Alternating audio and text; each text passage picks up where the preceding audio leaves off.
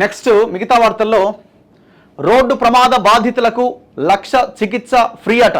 Private ఆసుపత్రుల్లో ఉచితంగా వైద్యం. వైద్య ఆరోగ్య శాఖలో సంస్కరణలకు ప్రభుత్వం కసరత్తు.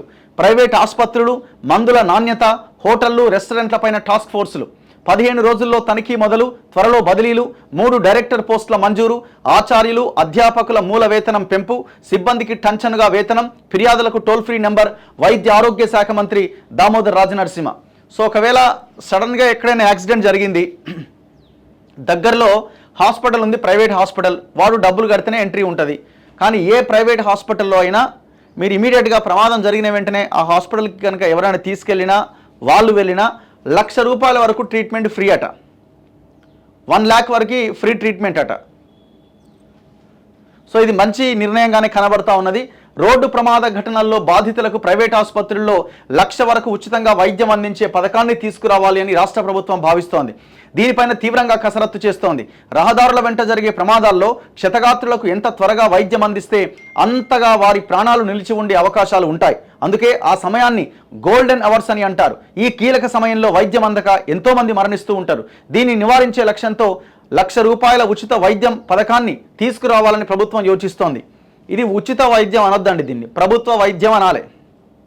ఓకే, సరే, ఇది కార్పొరేట్ హాస్పిటల్లో ఉచిత వైద్యం అనొచ్చు. ఈ కార్పొరేట్ హాస్పిటల్కి మనం పెట్టడం పక్కన పెడితే, ఇప్పుడు 10 లక్షల ఆరోగ్యశ్రీని 5 లక్షల నుంచి 10 లక్షలకు చేసినామని చెప్తున్నారు. ఎవరికి పోతుంది ఆ సొమ్మంతా? ప్రైవేట్ హాస్పిటల్స్కి పోతుంది. సరే, తాత్కాలికంగా ఇప్పటికిప్పుడు మనం గవర్నమెంట్ హాస్పిటల్స్ని ఈ నెలలోనో ఈ 2 నెలల్లోనో స్ట్రెంథెన్ చేయలేం కాబట్టి, అంటే కొత్తవి కట్టలేం కాబట్టి, తాత్కాలికంగా ఇది మంచి నిర్ణయం అయినప్పటికీ దీర్ఘకాలికంగా ఇలాంటి నిర్ణయాలు రాష్ట్ర బడ్జెట్ ఖాళీ అవ్వడానికి తప్ప ఇంకొకటి లేదు. ఎందుకంటే మీరు చేయాల్సింది ప్రభుత్వంలో ఉన్న హాస్పిటల్స్ని స్ట్రెంథెన్ చేయాలి. మీరు చూడండి, ఉస్మానియా హాస్పిటల్లో డాక్టర్స్, అద్భుతమైన డాక్టర్స్ ఉన్నారు. ఇంతవరకు హాస్పిటల్ కట్టడానికి రెడీ అవుతలేరు. కారణం ఏంటంటే కోర్టులో కేసు అని చూపిస్తారు. మీరు గుండె మీద చేసుకొని చెప్పండి, అసలు ఆ హాస్పిటల్ కట్టాలన్న చిత్తశుద్ధి ఉంటే కోర్టులో బెంచ్ ముందుకి అది వస్తుంది, కేసు వస్తుంది. ఎక్కడో లాస్ట్ నెంబర్లో ఉంటుంది ఆ కేసు. అటు ఇటు అయిపోయేసరికి టైం అయిపోతుంది, మళ్ళీ ఇంకొక రోజుకి పోస్ట్ పోన్ అయిపోతుంది, మళ్ళీ అదే రోజు సేమ్. ఇట్లా కొన్ని నెలలుగా ఆ కేసు వెనక్కి వెళ్తూ ఉన్నది. సో త్వరితగతిన అడ్వకేట్ జనరల్ కూర్చొని, ప్రభుత్వం కూర్చొని ఒక సమీక్ష చేసి ఈ కేసును ఎట్లా పరిష్కరించాలి, హాస్పిటల్ ఎట్లా కట్టాలని ఒక నిర్ణయం చేయలేరా? ఒక 1000 కోట్లు పెట్టలేరా అండి హాస్పిటల్కి? మీరు ఒకసారి హాస్పిటల్కి వెళ్ళి చూడండి. నేను కూడా త్వరలోనే ఆ హాస్పిటల్ ఎట్లా ఉంది, ఆ డాక్టర్స్ ఎట్లా పనిచేస్తున్నారు, ఏ రకమైన వైద్యం, ఒక్కొక్క బెడ్ మీద 2-3 పడుకోబెట్టాల్సిన పరిస్థితి. మరి తప్పదు, వాళ్ళు కూడా ఏం చేస్తారు డాక్టర్స్? అక్కడ సౌకర్యాలు లేకపోయినప్పుడు ఏం చేస్తారు? ఎందుకు హాస్పిటల్ కట్టాలని అనుకుంటలేరు మీరు? గతంలో కేసీఆర్ నియోజకవర్గానికి 100 పడకల ఆసుపత్రి, మండలానికి 30 పడకల ఆసుపత్రి, జిల్లాకు సూపర్ స్పెషాలిటీ, 4 దిక్కుల 4 హాస్పిటళ్ళు చెప్పిండు, అన్ని మూలకేసిండు. చివరికి ఆరోగ్యశ్రీని కూడా పక్కన పెట్టిండు. అది లేదు, ఇది లేదు, ఏదీ లేదు. కనీసం మీరైనా మార్పు అని అంటున్నారు కాబట్టి, మార్పు తీసుకురావాలంటే మీరు ఎందులో మార్పు తీసుకురావాలి? విద్య, వైద్యంలో తీసుకురావాలి. సో ఈ వైద్యం చాలా కీలకం కాబట్టి ఈ వైద్యం మీద ఫోకస్ పెట్టండి. చలో, రేవంత్ రెడ్డి హెల్త్ మీద ఇంత బడ్జెట్ కేటాయిస్తున్నాడు, ఏ గవర్నమెంట్ హాస్పిటల్కి పోయినా అద్భుతమైన వైద్యం ఉన్నది, కొత్తగా కడుతున్నాడు. ఇది కదా మౌలికమైన మార్పు అంటే.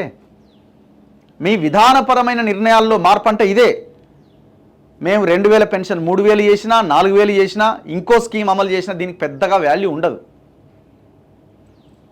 మీకు కనబడుతుండొచ్చు, పైసలు నగదు బదిలీ ఇచ్చిండు జగన్మోహన్ రెడ్డి. ఏమైంది? ఎందుకు ఆయన అంత నగదు బదిలీ స్కీములు పెట్టినప్పటికీ, డైరెక్ట్గా ఇంటికి డబ్బులు చేరినప్పటికీ ఎందుకు జనాలు ఓటేయలే? 11 సీట్లు ఎందుకు వచ్చింది? అంత వైట్ వాష్ అయిపోయింది కదా. వైద్య ఆరోగ్య శాఖలో కీలక సంస్కరణలకు నాంది పలకబోతున్నామని, దాంట్లో భాగంగా 3 ప్రధాన విభాగాలపైన 3 టాస్క్ ఫోర్సులు వేయబోతున్నామని వైద్య ఆరోగ్య శాఖ మంత్రి దామోదర్ రాజనరసింహ తెలియజేశారు. మంగళవారం ఆయన మీడియా ప్రతినిధులతో ఇష్టాగోష్ఠిగా మాట్లాడారు. యాక్సిడెంట్ కేసుల్లో ₹1,00,000 ఉచిత వైద్యం పైన కసరత్తు జరుగుతోందని, ఈ పథకం నిబంధనల ప్రకారం క్షతగాత్రులను సమీపంలోని ప్రైవేట్ ఆసుపత్రికి తీసుకెళ్తే వారికి ₹1,00,000 వరకు ఉచితంగా వైద్యం అందించాల్సి ఉంటుందన్నారు. ఈ పథకం విధి విధానాలు ఖరారు కావాల్సి ఉందన్నారు. కార్పొరేట్, ప్రైవేట్ ఆసుపత్రుల నియంత్రణకు క్లినికల్ ఎస్టాబ్లిష్మెంట్ యాక్ట్ అమలు చేయబోతున్నామని, దీనికోసం ఒక ప్రత్యేక టాస్క్ ఫోర్స్ను రంగంలోకి దించాలని ప్రభుత్వం నిర్ణయించింది. ఈ మేరకు వచ్చే 15 రోజుల్లో ప్రైవేట్ ఆసుపత్రుల్లో తనిఖీలు మొదలవుతాయన్నారు. ప్రజారోగ్యాన్ని దెబ్బతీస్తున్న నకిలీ ఔషధాల తయారీదారుల ఆట కట్టించడానికి ఔషధాల నాణ్యత, విక్రయాలు తదితర అంశాలపైన మరో టాస్క్ ఫోర్స్ బృందాన్ని ఏర్పాటు చేయబోతున్నామని తెలిపారు. రాష్ట్రంలో హోటళ్లు, రెస్టారెంట్లు, ఆహార విక్రయదారుల సంఖ్య భారీగా పెరిగిందని, అయితే ఆహార నాణ్యతపైన భయాందోళనలు వ్యక్తమవుతున్న దృష్ట్యా వాళ్ళ మీద కూడా రైడ్స్ చేస్తామని చెప్తున్నారు. ఇప్పుడు మీరు ఫుడ్ సేఫ్టీ ఆఫీసర్లు కానీ, డ్రగ్ సేఫ్టీ ఆఫీసర్లు, మెడికల్ షాపులని చెక్ చేసే ఆఫీసర్లు కానీ ఎంతమంది ఉన్నారో లెక్కలు తీయండి. అసలు సరిపడా స్టాఫే లేరు. ఎక్కడ రైడ్స్ జరగడానికి అవకాశం లేదు. ఫస్ట్ మీరు ఆ రిక్రూట్మెంట్ కంప్లీట్ చేయాలి. అండ్ దాంతోపాటు ఇప్పుడు ప్రైవేట్ హాస్పిటల్స్ మీద 15 రోజుల్లో దాడులు చేస్తామంటే మీరు ఏ ప్రైవేట్ హాస్పిటల్లో అయినా ఫలానా ట్రీట్మెంట్కి ఇగో ఈ రకమైన వైద్యం అని ఎందుకు బోర్డు పెట్టరండి? ఒక సిబిపి బ్లడ్ టెస్ట్ యశోద హాస్పిటల్లో ఒక రేటు ఉంటుంది, వేరే హాస్పిటల్ ఇంకొక రేటు ఉంటుందా? ఎందుకు రకరకాల రేట్లు అందుబాటులో ఉంటాయి? సరే, ఏదో కొంత అటు ఇటుగా 5-10 రూపాయలు ఏదైనా చేంజెస్ ఉన్నాయంటే ఏమో వందలు చేంజ్ ఉంటుందా? ఒక ఎక్స్రే ఒక హాస్పిటల్ ఒక రేటు ఉంటుంది, ఇంకో హాస్పిటల్ ఇంకొక రేటు ఉంటుంది. ఎందుకు? కారణం ఏంది? మిషన్ అదే కదా. ఎంత ఘోరం అంటే మిషన్ దగ్గరికి పోతే ఒక రేటు ఉంటుంది ఓపీలో, ఇన్ పేషెంట్కి ఇంకొక రేటు ఉంటుంది. అలా ఆ రేటు మనం ఊహించలేం. డబల్ ట్రిపుల్ ఉంటుంది. సరే, పేషెంట్ దగ్గరికే వెహికల్ వస్తుంది, అది మెషిన్ వస్తుంది కాబట్టి ఆ మెషిన్కి అయ్యే కాస్ట్ని ఆ రకంగా కొంత ఎక్కువ ఉండొచ్చేమో. మీరు ఇట్లా లెక్కలేసుకుంటూ పోతే అసలు ఆ రేట్లకి అసలు సంబంధమే ఉండదు. ఎందుకు ఒక హార్ట్ సర్జరీ అయితే ఫలానా స్టెంట్కి ఇంత ఖర్చు అవుతుందని ఎందుకు బోర్డు పెట్టరు ప్రైవేట్ హాస్పిటల్స్లో? శవాలకు ట్రీట్మెంట్ చేస్తున్నాయి హాస్పిటల్స్, దొంగ హాస్పిటల్స్. అట్లాంటి హాస్పిటల్స్ మీరు నియంత్రించగలుగుతారా?